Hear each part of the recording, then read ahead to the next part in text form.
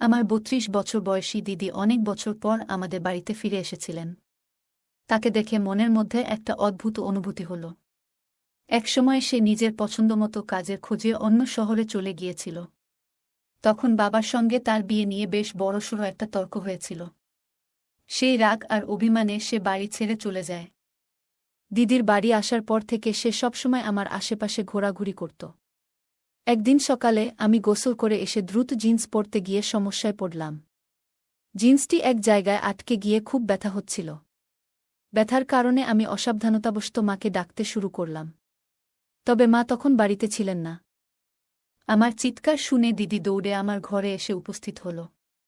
তার পরবর্তী আচরণ আমাকে চমকে দিয়েছিল।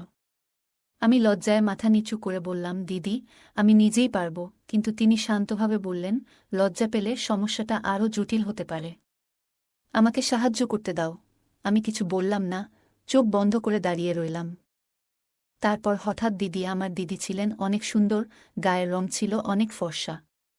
তার বয়স ৩২ হলেও তাকে দেখলে মনে হতো এখনও তার বয়স ১৮। কারণ তিনি তার শরীরের অনেক যত্ন করতেন, যা তাকে অনেক আকর্ষণীয় করে তুলত। জানি না কেন তিনি এখনও বিয়ে করেননি। আমার নাম ঈশান। আমি ১০ম শ্রেণীর ছাত্র। আমার জীবন অন্য সাধারণ শিশুদের মতো ছিল না, কারণ বাবা মা দুজনেই কর্মজীবী। বেশিরভাগ সময় বাড়ি ফাঁকা থাকত, বিশেষ করে দুপুরে স্কুল থেকে ফিরে নিজেকে একা পেতাম। প্রায়ই ভাবতাম যদি কেউ থাকত, যে আমার অপেক্ষায় থাকত, কিন্তু বাস্তবতা ছিল অন্যরকম। একদিন হঠাৎ আমার দিদি প্রিয়া বাড়ি ফিরে এল। অনেকদিন ধরে সে অন্য শহরে পড়াশোনা এবং চাকরি করছিল। বাড়ি ফেরার পর থেকে সে আমার সঙ্গে সময় কাটাতে শুরু করল। স্কুল থেকে ফিরে দেখতাম সে আমার অপেক্ষায় বসে আছে।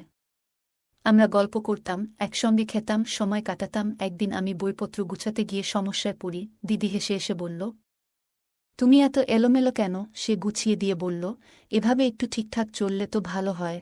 ধীরে ধীরে আমাদের দিনগুলো সুন্দর হয়ে উঠল। দিদি আমার জীবনের শূন্যতাগুলো পূরণ করল। তার বয়স ৩২ বছর, এখনও বিয়ে হয়নি। বাবা জানালেন সে কিছুদিন আমাদের সঙ্গে থাকবে। এই খবর যেন আমার জীবনে নতুন আলো নিয়ে এলো। অবশেষে আমার পাশে কেউ থাকবে, আমার গল্প শুনবে এবং যত্ন নেবে। বাড়ির দরজা পার হওয়ার সঙ্গে সঙ্গেই দিদি আমাকে দেখে গলা জড়িয়ে ধরল। সে হাসিমুখে বলল, তুই তো অনেক বড় হয়ে গেছিস ঈশান। তার কণ্ঠে এমন একটা মমতা আর ভালোবাসা ছিল, যেন আমি পৃথিবীর সবচেয়ে সুখী মানুষ। ওই মুহূর্তের অনুভূতি আমি কোনো কথায় প্রকাশ করতে পারব না। বাবা দিদির থাকার জন্য আমার ঘরে ব্যবস্থা করলেন। প্রথমে একটু অস্বস্তি লাগলেও, কারণ আমি কখনো আমার ঘর কারো সঙ্গে ভাগ করিনি, দিদির সঙ্গে ঘর শেয়ার করা আমার জন্য এক অন্যরকম অভিজ্ঞতা হল। আমি খুশি মনে রাজি হয়ে গেলাম। দিদি আসার পর থেকেই আমার জীবনে অনেক পরিবর্তন এলো। দুপুরে স্কুল থেকে বাড়ি ফিরে আমি দেখতে পেতাম দিদি দরজার সামনে আমার জন্য অপেক্ষা করছে। আমি ঘরে ঢুকতেই সে আমার স্কুল ব্যাগটা নিয়ে বলতো, আগে হাত ধুয়ে নে, তারপর খেতে বসবি। তার এই যত্ন আর ভালোবাসা আমার দিনগুলোকে আরও সুন্দর করে তুলেছিল। আমাদের সময়টা কাটত গল্প, হাসিঠাট্টা আর স্মৃতিচারণে। দিদি আমার পড়াশোনা এবং অন্যান্য বিষয়ে আমাকে সাহায্য করত। সে শুধু আমার দিদি নয়, আমার সবচেয়ে ভালো বন্ধুতে পরিণত হয়েছিল। দিদি শুধু আমার খাওয়া দাওয়া দেখাশোনা করত না, আমার পড়াশোনাতেও সাহায্য করত। এমনকি আমার হোমওয়ার্ক করতেও পাশে থাকত। আমি জানতাম দিদি বাড়িতে আসার পেছনে আরেকটি বড় কারণ ছিল। কয়েক মাস আগে আমার থাইরয়েড রোগের সমস্যা ধরা পড়ে। আমার বয়সে এটি খুবই অস্বাভাবিক ছিল এবং আমার জন্য একটি বড় ধাক্কা। এই রোগের চিকিৎসার জন্য আমাকে প্রতিদিন থাইরয়েডের ইনজেকশন নিতে হতো। একজন পুরুষ নার্স প্রতিদিন দুপুরবেলা আমার বাড়িতে এসে আমাকে ইনজেকশন দিত। সে খুব দায়িত্ব নিয়ে তার কাজ করত। যদিও ইনজেকশন নেওয়া আমার জন্য সহজ ছিল না, কিন্তু এটি ছাড়া আমার অন্য কোনো উপায় ছিল না। দিদি বাড়িতে আসার পর থেকেই আমার জীবন অনেক বদলে যায়। সে আমার স্কুল যাওয়া থেকে শুরু করে পড়াশোনার পুরো দায়িত্ব নিজের কাঁধে তুলে নেয়। সকালবেলা সে আমাকে সময়মতো ঘুম থেকে তুলে স্কুলের জন্য তৈরি করত। দুপুরে স্কুল থেকে বাড়ি ফেরার সময় দিদি দরজায় অপেক্ষা করত। ব্যাগটা আমার কাছ থেকে নিয়ে মিষ্টি করে জিজ্ঞেস করত, আজ স্কুল কেমন গেল? তার এই যত্ন এবং ভালোবাসা আমার জীবনের কঠিন সময়গুলোকে অনেক সহজ করে তুলেছিল। দিদি শুধু আমার দিদি নয়, সে আমার জীবনের এক বিশাল শক্তি হয়ে উঠেছিল। সেদিন তার কথাগুলো শুনে আমার মনের ভার অনেকটা কমে গিয়েছিল। সাম্প্রতিক সময়ে আমার শরীরের অবস্থা আগের মতো ছিল না। থাইরয়েড সমস্যার কারণে আমি দ্রুত ক্লান্ত হয়ে যেতাম এবং মাঝে মাঝে দুর্বলতাও অনুভব করতাম। দিদি আমার এই অবস্থা দেখে খুব চিন্তিত হয়ে পড়েছিল। তিনি আমার খাওয়া দাওয়ার প্রতি বিশেষ যত্ন নিতে শুরু করেন। নিজের হাতে খাবার বানিয়ে বলতেন, ঈশান, তুই খুব তাড়াতাড়ি ভালো হয়ে উঠবি। এই সবই তোর স্বাস্থ্যের জন্য জরুরি। যখন পুরুষ নার্স এসে আমাকে ইনজেকশন দিত, তখন দিদি আমার পাশে বসে থাকত। তিনি আমার হাত ধরে বলতেন, ভয় পাবি না, এটা খুব অল্প সময়ের ব্যাপার। তার কথায় আমি অনেকটা সাহস পেতাম। দিদি অনেক দিন ধরে বাড়িতে ছিল এবং আমার স্কুলে যাওয়া থেকে শুরু করে পড়াশোনার সমস্ত দায়িত্ব তিনিই সামলাতেন। এক রাতে হঠাৎ ঘুম ভেঙে গেল। কেন এমন হলো বুঝতে পারছিলাম না। ঘরটা আধা অন্ধকার ছিল, কিন্তু আমার শরীরে কারো স্পর্শ অনুভব করলাম। প্রথমে ভেবেছিলাম হয়তো এটা ভুলবশত ঘটেছে। হয়তো ঘুমের মধ্যে দিদির হাত আমার দিকে চলে এসেছে। কিন্তু এই অনুভূতি আমাকে অস্বস্তিতে ফেলতে শুরু করল। আমি কিছুক্ষণ চুপচাপ শুয়ে ভাবতে থাকলাম, হয়তো আমি ভুল বুঝছি। দিদির এমন কাজ ভুলবশতই হয়েছে। তিনি তো আমার বড় বোন, যার প্রতি আমি পুরোপুরি বিশ্বাস করি। কিন্তু পরের দিন আবার একই ঘটনা ঘটল। এবার আমি সম্পূর্ণ জেগেছিলাম। দিদির আচরণ আমার কাছে অদ্ভুত লাগতে শুরু করল। তার এই স্পর্শ আর ভুল মনে হচ্ছিল না। আমার ভেতরে অস্বস্তি আরও বাড়তে লাগল। আমি তাকে এমন রূপে আগে কখনো দেখিনি। তিনি তো সেই মানুষ, যিনি আমার যত্ন নেন, পড়াশোনায় সাহায্য করেন এবং মায়ের মতো করে আমার পাশে থাকেন। সেই রাতে আমি কিছুই বলিনি, শুধু চুপচাপ শুয়েছিলাম। কিন্তু মনের ভেতর নানা চিন্তা ঘুরছিল। এমনটা কেন ঘটছে তা বুঝে উঠতে পারছিলাম না। 2 রাত ধরে ঘটে যাওয়া ঘটনাগুলো আমাকে ভীষণ অস্বস্তিতে ফেলেছিল। অবশেষে আমি ঠিক করলাম, আর চুপ করে থাকা যাবে না। এটা আমার জন্য খুব বড় বিষয় ছিল। আমি দিদির সঙ্গে কথা বলার সাহস সঞ্চয় করতে শুরু করলাম। তবে আমার মনের ভেতরে একটা ভয় কাজ করছিল, যদি আমার কথা বলার ফলে বাড়ির পরিবেশ খারাপ হয়ে যায়। কিন্তু আমি জানতাম এমন কিছু হলে তা ঠিক নয়। তাই এই বিষয়ে কথা বলা খুবই জরুরি। পরের দিন দুপুরে যখন স্কুল থেকে বাড়ি ফিরলাম, তখন রাতের ঘটনাগুলো আমার মাথায় ঘুরছিল। আমি খুব অস্থির ছিলাম। খাবার খেতে বসে আর নিজেকে আটকাতে পারলাম না। অবশেষে দিদির সঙ্গে কথা বলার সিদ্ধান্ত নিলাম। আমি সরাসরি বললাম, দিদি, গত 2 দিন ধরে রাতে ঘুমানোর সময় তুমি কেন আমার গায়ে হাত রাখছ? তোমার কি কোনো দুঃস্বপ্ন হচ্ছে? আমার প্রশ্ন শুনে দিদির মুখের ভাব মুহূর্তে বদলে গেল। তার চোখে মুখে একটা অদ্ভুত অস্থিরতা দেখা দিল, যা আমি স্পষ্টই বুঝতে পারছিলাম। মনে হচ্ছিল তিনি এই প্রশ্নের জন্য একদম প্রস্তুত ছিলেন না। কিছুক্ষণ পুরো ঘর নিস্তব্ধ হয়ে রইল। এরপর দিদি হালকা কাপা গলায় উত্তর দিলেন, হয়তো আমি কোনো স্বপ্ন দেখেছিলাম। স্বপ্নের মধ্যেই হয়তো ভুলবশত আমার হাত তোর গায়ে চলে গেছে। তার কণ্ঠে এক ধরনের দ্বিধা ছিল। তবে তার উত্তর শুনে আমি কিছুটা শান্ত হলাম। মনে হলো হয়তো আমি বাড়াবাড়ি করে কিছু ভেবেছি। দিদি তো আমার বড় বোন, যিনি আমার দেখাশোনার জন্য এখানে এসেছেন। আমি তার কথাগুলো বিশ্বাস করে নিলাম। ভাবলাম হয়তো এটা সত্যিই স্বপ্নের কারণে ঘটেছে। কিন্তু তার পরিবর্তিত মুখের অভিব্যক্তি এবং দ্বিধাগ্রস্ত উত্তর আমার মনে একটা প্রশ্ন রেখে গেল। আমি এই বিশ্বাসটি এড়িয়ে যাওয়ার চেষ্টা করলেও আমার ভেতরে একটা অজানা ভয় এবং সন্দেহ ঠিকই রয়ে গেল। সেদিনের পর থেকে আমি দিদির আচরণের প্রতি বেশি নজর দিতে শুরু করলাম। তার কিছু কিছু আচরণ আমার কাছে অদ্ভুত মনে হতে থাকল। সেদিন রাতে অস্বস্তি আমার মনকে গ্রাস করেছিল। রাতে ঘুমানোর কিছু সময় পরেই আমার ঘুম ভেঙে যায়। ঘুমানোর আগে আমি একটু পানি খেয়েছিলাম, হয়তো সেই কারণেই আমার মধ্যরাতে ঘুম ভেঙেছিল। আমি উঠে দেখি দিদি আমার পাশে নেই। প্রথমে ভাবলাম হয়তো বাথরুমে গিয়েছে। কিন্তু ঘরের বাথরুমেও তাকে পেলাম না। তখন ঠিক করলাম ঘর থেকে বেরিয়ে একটু খুঁজে দেখি। ঘরের বাইরে গিয়ে চারদিকে তাকিয়ে দেখি দিদি মায়ের ঘরের দরজার বাইরে দাঁড়িয়ে আছেন। তিনি দরজার ফাঁক দিয়ে ভেতরে কি যেন দেখছিলেন। এটা কেন করছিলেন তা বুঝতে পারছিলাম না। আমি ভেবেছিলাম দিদির কাছে গিয়ে জিজ্ঞেস করব। কিন্তু তার আগেই তিনি আমার ঘরের দিকে ফিরে আসেন। যদি তিনি আমাকে দেখে ফেলতেন, তাহলে হয়তো ভাবতেন আমি তাকে অনুসরণ করছি। তাই তার ঘরে ফেরার আগে দ্রুত নিজের জায়গায় ফিরে এসে শুয়ে পড়লাম। কিছুক্ষণের মধ্যে দিদি ঘরে ফিরে এলেন এবং নিজের জায়গায় শুয়ে পড়লেন। কিন্তু তার সেই অদ্ভুত আচরণ আবার শুরু হল। তিনি আমার শরীর ছুঁতে লাগলেন। আমি বুঝতে পারছিলাম না দিদি কেন এমন অদ্ভুত আচরণ করছেন। তবে এটা নিশ্চিত বুঝতে পারলাম যে মায়ের ঘরে কি দেখার পরই তিনি এমন করেন। এখন আমার কৌতূহল আরও বেড়ে গিয়েছিল। পরের দিন দুপুরে বাড়িতে আমরা দুজনই ছিলাম। দিদি আমাকে পড়াশোনা শেখাচ্ছিলেন।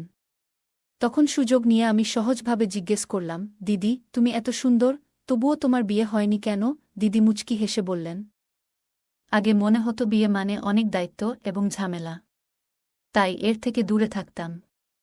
কিন্তু এখন মনে হচ্ছে বিয়ে করাটা দরকারি। তবে আমার বয়স যেহেতু একটু বেড়ে গেছে, তাই মনের মতো সঙ্গী পাওয়া কঠিন। তার এই কথার পর আমি আর কোনো প্রশ্ন করিনি। চুপচাপ পড়ায় মন দিলাম। কিছুক্ষণ পরেই এক নার্স বাড়িতে এলেন আমাকে ইনজেকশন দিতে। ইনজেকশন নিয়ে আমি কিছুক্ষণ বিশ্রাম নিতে শুয়ে পড়লাম। ঘুম থেকে ওঠার পর খুব ক্ষুধা অনুভব করলাম। তখন দিদিকে ম্যাগি বানানোর কথা বললাম। তখন দিদি মায়ের ঘরে ছিলেন। আমি ঘরের কাছে গিয়ে দেখলাম দিদি নিজেকে আয়নায় দেখছেন। স্নান সেরে তিনি যেন নিজের 18 বছরের মেয়ে মনে করে দেখতে চেষ্টা করছিলেন। তাকে এমনভাবে আয়নায় নিজের প্রতি মগ্ন হতে দেখে আমি একটু হতবাক হয়েছিলাম। আমি চুপচাপ দাঁড়িয়ে অপেক্ষা করছিলাম যে কখন তিনি নিজের এই মগ্নতা থেকে বেরিয়ে আসবেন। আমি ক্ষুধার্ত ছিলাম, কিন্তু দিদি যেন নিজের এক অদ্ভুত জগতে ছিল। নিজেকে নায়িকা মনে করে আয়নার সামনে বিভিন্ন ভঙ্গিতে দাঁড়িয়েছিলেন। ক্ষুধার তীব্রতায় আমি আর সহ্য করতে পারলাম না। অবশেষে তার ঘরে গেলাম। আমাকে দেখে দিদি হালকা লজ্জা পেলেন এবং একটু হাসলেন। তিনি তখন স্নানের পোশাক পরা অবস্থায় ছিলেন। আমাকে দেখে বললেন, উঠে পড়েছ ঈশান? তাহলে বলো তো, আমি কেমন দেখাচ্ছি? আমি আসলে ক্ষুধার জন্য তার কাছে গিয়েছিলাম। কিন্তু দিদি যেন আমার মুখ থেকে নিজের প্রশংসা শোনার জন্যই অপেক্ষা করছিলেন। হঠাৎ তিনি আমার হাত ধরে আমাকে আয়নার সামনে নিয়ে গেলেন। এক হাত আমার গলায় রেখে পেছনে দাঁড়িয়ে বললেন, ঈশান, তোমার কি মনে হয় আমার কি এখনো বিয়ে করা উচিত? দিদির এমন প্রশ্নে আমি কি বলবো বুঝতে পারছিলাম না। আমি বললাম, দিদি, বিয়ে করার সিদ্ধান্ত পুরোপুরি তোমার ব্যক্তিগত বিষয়। আমি এ নিয়ে কিছু বলতে পারব না। আসলে আমি এখানে এসেছি কারণ খুব ক্ষুধা লেগেছে। তুমি কি আমার জন্য ম্যাগি বানাতে পারবে? আমার কথা শুনে দিদি হেসে বললেন, আমি ভেবেছিলাম তুমি বড় হয়ে গেছ, কিন্তু এখনও ছোটদের মতো আচরণ করছো। ঠিক আছে, তোমাকে বড় হওয়ার দায়িত্ব আমিই নিলাম। তুমি এখানে বসো, আমি প্রস্তুত হয়ে আসছি।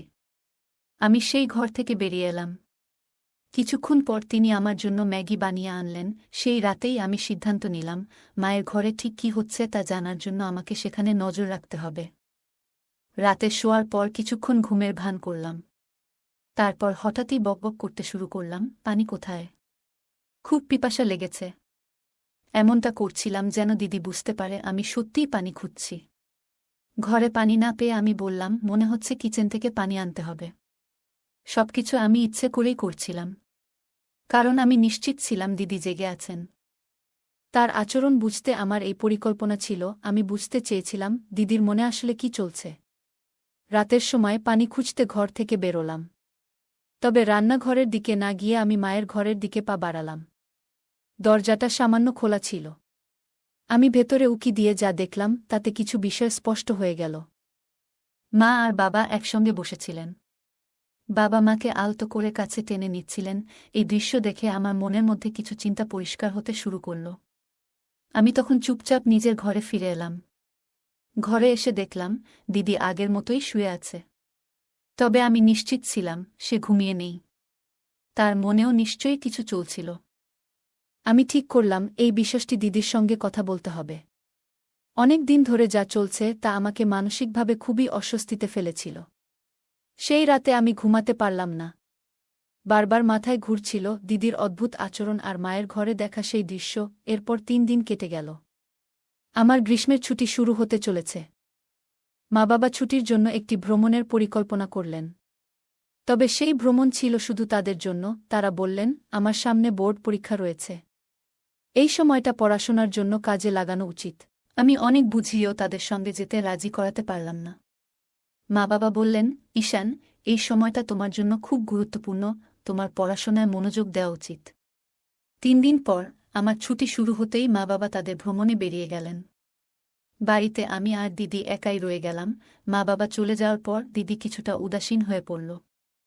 আমি তার পাশে গিয়ে বসে হাসতে হাসতে বললাম, দিদি, এখন তো তোমারও বিয়ে করার ইচ্ছে হচ্ছে, তাই না? এখানে এসে মা বাবাকে একসঙ্গে দেখে নিশ্চয়ই মনে হয় তোমারও এমন একজন থাকা উচিত যে তোমাকে ভালোবাসবে। আমার কথা শুনে দিদির চোখে পানি চলে এলো। সে কান্নার মধ্যে বলল, ঈশান, তুমি সত্যিই আমার মনের কথা বুঝে ফেলেছ। এরপর সে তার মনের কথা বলতে শুরু করল। সেদিন সকালে দিদি হঠাৎ আমাকে জড়িয়ে ধরে বলল, তুমি তো অনেক বড় হয়ে গেছ। আমি এতদিন ভেবেছিলাম তুমি এখনো ছোটই আছো। কিন্তু তোমার কথাগুলো শুনে মনে হলো তুমি এখন সত্যিই একজন পরিপক্ক মানুষ। তারপর দিদি বলল, তোমার কি সত্যিই মনে হয় এই বয়সে আমাকে কেউ পছন্দ করতে পারে? দিদির এই প্রশ্নের কোনো উত্তর আমার কাছে ছিল না। তবে সেই দিনের পর থেকে দিদির আচরণে এক আশ্চর্য পরিবর্তন দেখা দিল।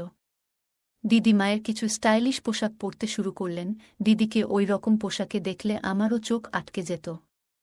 বিশেষ করে যখন তিনি মেকআপ করে সেজেগুজে আসতেন, তখন তিনি আমার কাছ থেকে প্রশংসা শোনার জন্য অপেক্ষা করতেন।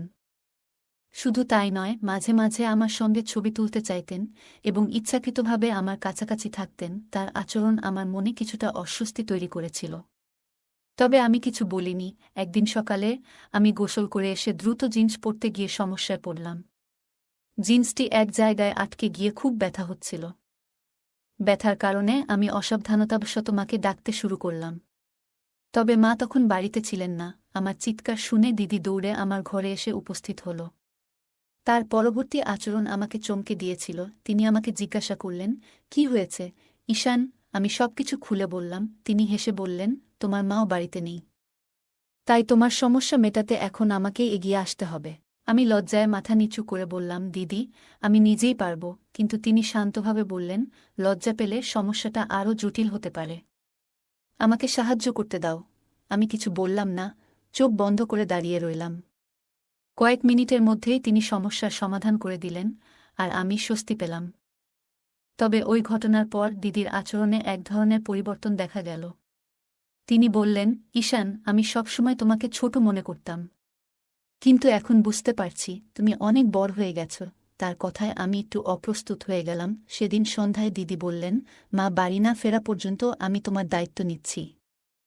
আমি লজ্জায় না বলতে চেয়েছিলাম, কিন্তু তিনি জোর দিয়ে বললেন, তোমার ভুল যাতে আর না হয় সেটা দেখা আমার দায়িত্ব। পরের দিন দুপুরে যখন আমি ঘুমাচ্ছিলাম না, টিভি চালিয়ে বসেছিলাম। হঠাৎ টিভির আওয়াজ শুনে দিদি মায়ের ঘর থেকে বেরিয়ে এলেন। তার অভিব্যক্তি দেখে মনে হল তিনি আমার প্রতি আরও খেয়াল রাখার সিদ্ধান্ত নিয়েছেন। তিনি সেদিন মায়ের একটি স্টাইলিশ পোশাক পরেছিলেন এবং তার চলাফেরায় কিছুটা ভিন্নতা লক্ষ্য করলাম। একদিন দিদি বললেন, ঈশান, আজ তোমার জন্য আমি বিশেষ করে পানিপুরি বানিয়েছি। আমি হেসে বললাম, ঠিক আছে, আনো। দিদি কিচেনে যাওয়ার আগে টিভি বন্ধ করে দিলেন। তবে আশ্চর্যজনকভাবে তিনি আমাকে হলের পরিবর্তে আমার ঘরে নিয়ে গেলেন। সেখানে আমাকে বিছানায় বসিয়ে নিজের হাতে পানিপুরি খাওয়াতে শুরু করলেন। পানিপুরি খাওয়ানোর সময় দিদি বারবার আমার চুলে হাত বুলিয়ে বলছিলেন, তুমি অনেক বুদ্ধিমান হয়ে গেছ, এখন তো অনেক বড়ও হয়ে গেছ। তার পারফিউমের গন্ধ পুরো ঘরে ছড়িয়ে পড়েছিল। কিছুক্ষণ পর আমার চোখ ভারী হয়ে এলো এবং আমি ঘুমিয়ে পড়লাম। যখন ঘুম ভাঙল, তখন মাথাটা ভারী লাগছিল। আমি ধীরে ধীরে উঠে বসলাম। কিছু সময় পর দিদি ঘরে ঢুকে এক অদ্ভুত হাসি নিয়ে বললেন, ঈশান, তুমি জানো না তুমি আমার জীবনে কত আনন্দ নিয়ে এসেছ। আমি তার কথা ঠিকমতো বুঝতে পারছিলাম না, শুধু মাথা নেড়ে সাড়া দিলাম। এরপর দিদি বললেন, ফ্রেশ হয়ে এসো, আমরা অনেক মজা করব। ফ্রেশ হয়ে যখন ঘর থেকে বের হলাম, তখন দেখলাম দিদি আমার পছন্দের গান চালিয়েছেন। সাধারণত তিনি ড্যান্স বা ডিজে গান একেবারেই পছন্দ করতেন না, কিন্তু সেদিন তিনি নিজেই আমার হাত ধরে বললেন, চলো নাচি। আমাকে ড্যান্স শেখাতে শেখাতে দিদি বললেন, তোমার সাথে আজ এত মজা হচ্ছে, মনে হচ্ছে দিনগুলো খুব সুন্দর হয়ে গেছে। দিন যেতে লাগল এবং আমি বুঝতে পারছিলাম না কেন দিদি এত খুশি থাকছেন। তবে প্রতিদিন দুপুরে ঘুম থেকে ওঠার পর শরীরটা ক্লান্ত লাগত। আমি যখনই জিজ্ঞাসা করতাম, দিদি মুচকি হেসে বলতেন, তুমি আমাকে আজও অনেক খুশি করেছ। আমি বুঝতে পারছিলাম না কিভাবে আমি তাকে খুশি করছি। তবে আস্তে আস্তে তার সাথে কাটানোর সময় আমাকে ভালো লাগতে শুরু করল। শুরুতে কিছুটা অস্বস্তি থাকলেও ধীরে ধীরে আমি দিদির আচরণে অভ্যস্ত হয়ে পড়লাম। আমাদের সম্পর্কের মধ্যে এক ধরনের নতুনত্ব আসতে লাগল। কিন্তু এই পরিবর্তন কোথায় গিয়ে দাঁড়াবে তা তখনও আমি বুঝতে পারিনি। আমার জীবনে এমন একটি ঘটনা ঘটেছিল যা আমাকে এবং আমার পরিবারকে পুরোপুরি হতবাক করে দিয়েছিল। হঠাৎ করেই আমার শরীরে কিছু পরিবর্তন অনুভব করতে শুরু করলাম। মাথা ঘোরা, দুর্বলতা, এসব অনুভূতি ক্রমশ বাড়তে লাগল। বাড়ির লোকজন আমাকে তৎক্ষণাৎ হাসপাতালে নিয়ে গেল। যখন আমার চোখ খুলল, তখন বুঝতে পারলাম আমি প্রায় 1 মাস ধরে আইসিইউতে ছিলাম। এই 1 মাস ছিল আমার জীবনের সবচেয়ে অজানা এবং জটিল সময়। ডাক্তাররা জানালেন আমার অসুস্থতার কারণ একটি বিরল মানসিক সমস্যা। তারা আরও বললেন আমি বাস্তবতা থেকে নিজেকে দূরে সরিয়ে আমার কল্পনার একটি পৃথক জগৎ তৈরি করেছিলাম। ডাক্তাররা আমার বাবা মায়ের সঙ্গে কথা বলে তাদের জানালেন আপনারা নিজেদের কাজে এতটাই ব্যস্ত ছিলেন যে ছেলের মানসিক এবং আবেগগত অবস্থার দিকে সঠিক সময়ে নজর দিতে পারেননি। এটি তার অসুস্থতার প্রধান কারণ। তারা আরও জানালেন ছেলে একটি বিভ্রান্তিকর ধারণার মধ্যে আটকে গিয়েছিল। তার মনে হয়েছে ভালোবাসা কেবলমাত্র নির্দিষ্ট সম্পর্কের মধ্যেই সীমাবদ্ধ। তার বয়স এবং আবেগের পরিবর্তনের সময়ে সে সঠিক দিক নির্দেশনা পায়নি। এই কথাগুলো শোনার পর আমার মা-বাবা খুবই অনুশোচনা করলেন। তারা বুঝতে পারলেন যে আমার মানসিক স্বাস্থ্যের প্রতি তাদের আরও মনোযোগী হওয়া উচিত ছিল। পরবর্তীতে আমি আমার কল্পনার দুনিয়া থেকে বেরিয়ে বাস্তব জীবনে ফিরে আসার জন্য ধীরে ধীরে চেষ্টা করতে শুরু করলাম। আমার পরিবার আমাকে সঠিকভাবে সমর্থন করল এবং একসময় আমি আবার স্বাভাবিক জীবনে ফিরে আসতে সক্ষম হলাম। সে আমাকে খুবই প্রভাবিত করেছিল। যখন আমি তাকে এবং তার ভালোবাসার মানুষকে একসাথে দেখতাম, তখন মনে হতো যেন আমি তাদের জীবনযাত্রার অংশ হয়ে গিয়েছি। এসব দেখে আমার মনের সম্পর্কে এবং ভালোবাসা নিয়ে ভুল ধারণা তৈরি হতে শুরু করেছিল। এরপর আমি আমার মোবাইল ফোনে অপ্রয়োজনীয় এবং ভুল বিষয় দেখতে শুরু করলাম, যা ধীরে ধীরে আমাকে ভুল পথে নিয়ে যাচ্ছিল। এর প্রভাব আমার শরীর এবং মানসিক অবস্থার ওপর পড়তে শুরু করল। দিন দিন আমি আরও বেশি দুর্বল হতে লাগলাম। মাথা ঘোরা, ক্লান্তি, এসব অনুভূতি আমাকে ক্রমশ কাবু করে ফেলছিল। একসময় আমার অবস্থার গুরুতর অবনতি হলে বাড়ির লোকেরা আমাকে হাসপাতালে ভর্তি করিয়ে দিল। ডাক্তাররা পরীক্ষা নিরীক্ষা করে জানালেন আমার শারীরিক এবং মানসিক অবস্থার এই অবনতির জন্য আমার পরিবারও কিছুটা দায়ী। তারা সময়মতো আমার মানসিক অবস্থার প্রতি মনোযোগ দেয়নি। ডাক্তারদের কথাগুলো শুনে আমার মা-বাবা খুবই ভেঙে পড়লেন। তারা বুঝতে পারলেন আমি কতটা সমস্যায় ছিলাম। সেই সময় আমার বড় বোনও সেখানে উপস্থিত ছিল। ডাক্তারের কথাগুলো শোনার সময় তার চোখে একটি ভিন্ন ধরনের অনুভূতির ছাপ ছিল। পরবর্তীতে যখন আমি আইসিইউ থেকে বাইরে এলাম, তখন আমার দিদির গলায় একটি নতুন হাড় দেখতে পেলাম। তখনই আমি বুঝতে পারলাম আমার অসুস্থতার সময় মায়-বাবার উদ্যোগে দিদির বিয়ে সম্পন্ন হয়েছে। এটি আমার জন্য একদম অপ্রত্যাশিত ছিল। এটি জানার পর আমার মনের মধ্যে মিশ্র অনুভূতি তৈরি হল। আমি বুঝতে পারছিলাম না আমার মনের এই অনুভূতিগুলো ঠিক কিনা। এটি ছিল এমন একটি মুহূর্ত যেখানে আমি বাস্তবতা এবং নিজের আবেগের মধ্যে পার্থক্য করতে শিখছিলাম। আমার অনুভূতি এবং চিন্তাগুলো বোঝার প্রয়োজন ছিল। আমার অবস্থার দিকে তাকিয়ে দিদি আমার কাছে ক্ষমা চেয়েছিল। উনি বলেছিলেন, ঈশান, আমি তোমার যত্ন নিতে এসেছিলাম, কিন্তু আমি নিজেই আমার দুনিয়ায় হারিয়ে গিয়েছিলাম। তোমার মতো আমিও একা হয়ে পড়েছিলাম।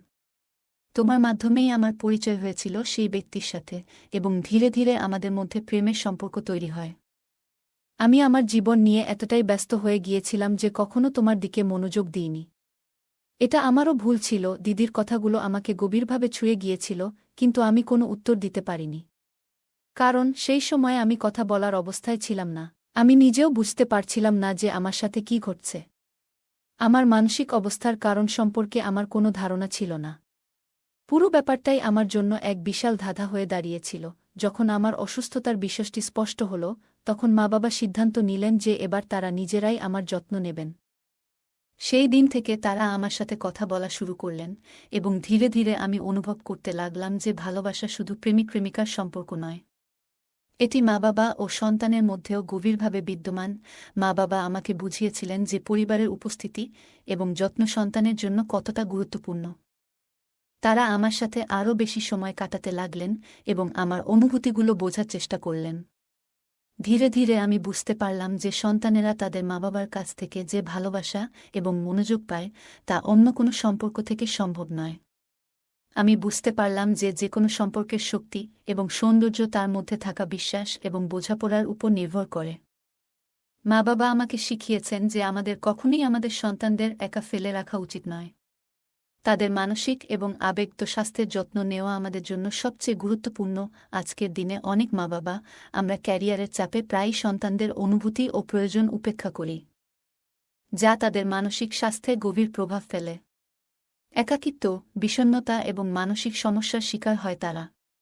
সন্তানদের সুস্থ ও সুখী রাখতে হলে তাদের সঙ্গে বন্ধুর মতো আচরণ করা, মনের কথা শোনা এবং মাঝে মাঝে ঘুরতে নিয়ে যাওয়া জরুরি। ছোট ছোট কাজ তাদের মানসিক শান্তি ও সুখ এনে দেয়। তাদের সঙ্গে সময় কাটানো, ভালোবাসা প্রদর্শন এবং মজবুত সম্পর্ক গড়ে তোলা তাদের মানসিক ও শারীরিক বিকাশের জন্য গুরুত্বপূর্ণ। মা-বাবার সমর্থন সন্তানদের জীবনের চ্যালেঞ্জ মোকাবিলায় শক্তি যোগায়। তাই তাদের মানসিক স্বাস্থ্য ও সুখ আমাদের প্রথম অগ্রাধিকার হওয়া উচিত। বন্ধুরা, এই ছিল আজকের আমাদের ছোট্ট গল্প। কেমন লাগল আপনাদের? কমেন্টে জানাতে ভুলবেন না। যদি ভালো লেগে থাকে তাহলে অবশ্যই লাইক করুন এবং আপনার বন্ধুদের সাথে শেয়ার করুন। এরকম আরও সুন্দর গল্পের জন্য আমাদের চ্যানেলটি সাবস্ক্রাইব করুন এবং বেল আইকন চাপতে ভুলবেন না, যাতে আমাদের প্রতিটি নতুন গল্প আপনি মিস না করেন। ধন্যবাদ।